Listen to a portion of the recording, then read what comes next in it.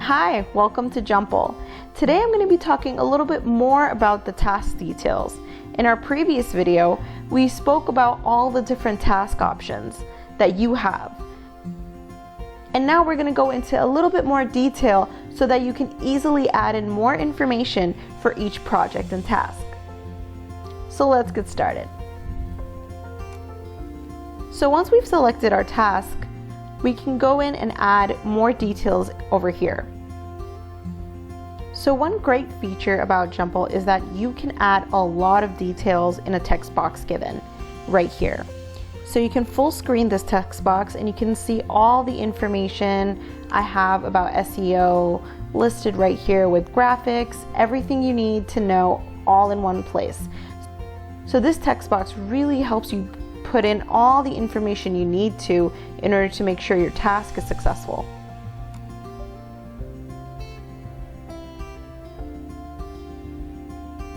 Once you're done with adding all the details in your text box, make sure you're saving it right here.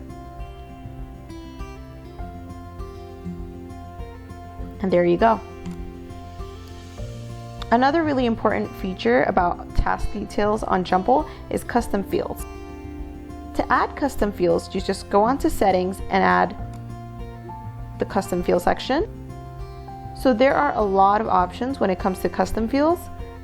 Let's take a look at some of them. So you can add in text form, website, drop down, email, phone, number, currency, anything you want. And not only that, you can have multiple options or multiple custom fields all in one task. So let's make one right here. I'm going to call it invoice US currency. So I'm going to go into the currency section and save it right here, and then we can add in the amount. The comment section on the task details is also a very important one.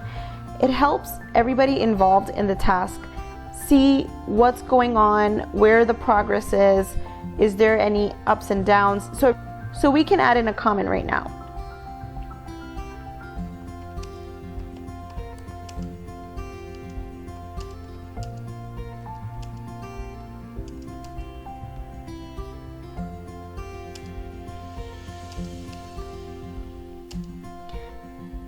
And you just click comment, and then you'll see your comment listed right here.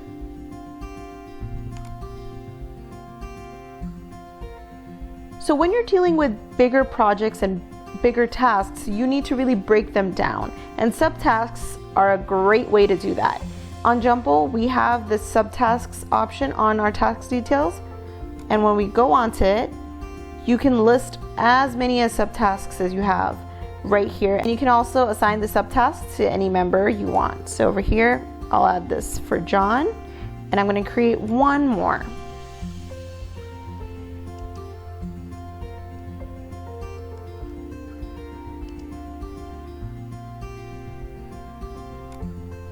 And this is a subtask that I'm going to assign to Emma.